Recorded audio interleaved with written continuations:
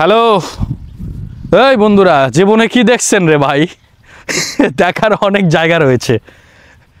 20 second video দেখেন, 20 second আমি কোথায় আছি দেখছেন। এই বটগাছ এই 250 বছরের পুরনো। ওখানে জিজ্ঞেস করেছিলাম, এক বয়স্ক কাকু আমাকে বলল তিনি এখন 80 বছর, তার দাদা এই বটগাছ দেখে গেছেন এইরকম, এখনও ওই রকমই আছে।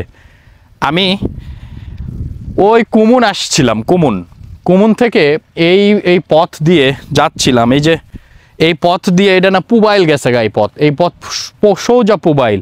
আমাদের উদ্দেশ্য হচ্ছে ওই গ্রামে, আমি এখন দেখাচ্ছি না, পরে দেখাবো, ওই গ্রামে একটা পিকনিক স্পট রয়েছে, পিকনিক স্পট দেখতে যাব।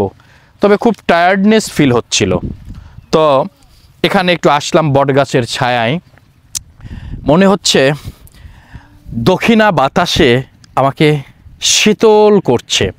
সত্যি কি সুসুর করে দক্ষিণা হাওয়ায় কলিজায় লাগছে, আয়সা মাথায় লাগছে।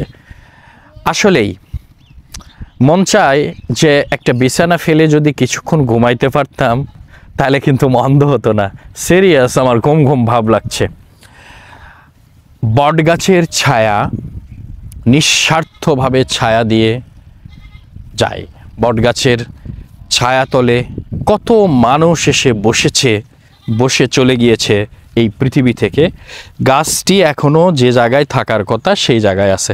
যাই হোক, উল্টাপাল্টা কথা না বলি, যে কথা সেটা হচ্ছে কি, এই বটগাছে কিন্তু দেখবেন পরগাছা অনেক জন্মে। পরগাছা মানে অন্য গাছের কোনো পাখির মারফত স্থানান্তরিত হয়ে আসে কোনো বীজ এই বটগাছে আটকা পড়ে, সেখান থেকেই এই যে শেকড়গুলো চলে আসে, বা এরকম আরও অনেক পরগাছাগুলো দেখা যায়। এগুলো কিন্তু বছরের পর বছর ইয়া হয়। ছোটোবেলার কথা মনে হচ্ছে, যখন টুতে পড়তাম তখন এরকম বটগাছে ঢুল্লু খেলতাম।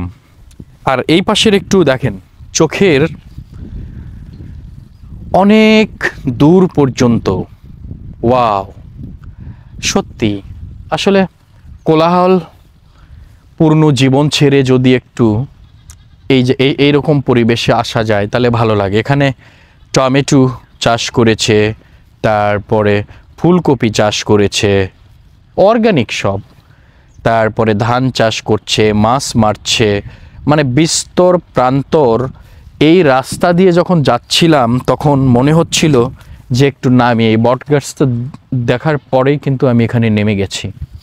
নেমেই আমি নিজেও এখানকার বর্ণনাতীত সৌন্দর্য উপভোগ করছি, আপনাদেরও কিন্তু আসলে দেখাচ্ছি।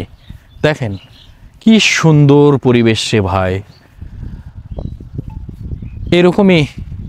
এরকমই পরিবেশ প্রয়োজন আসলে।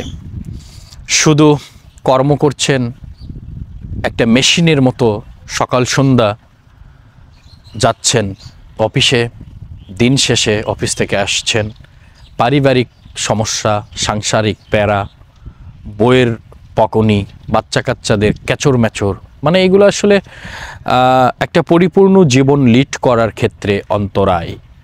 তাই একটু একাই বেরিয়ে পড়েন, মানে যখন মন যা চায় সেটা করেন, একা একটু বেরিয়ে পড়েন।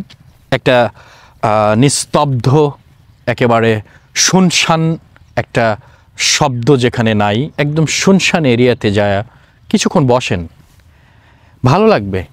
বিশ্বাস না হলে করে দেখেন, করে দেখলেই দেখবেন যে আসলে এরকম পরিবেশ খুবই ভালো লাগবে ভাই।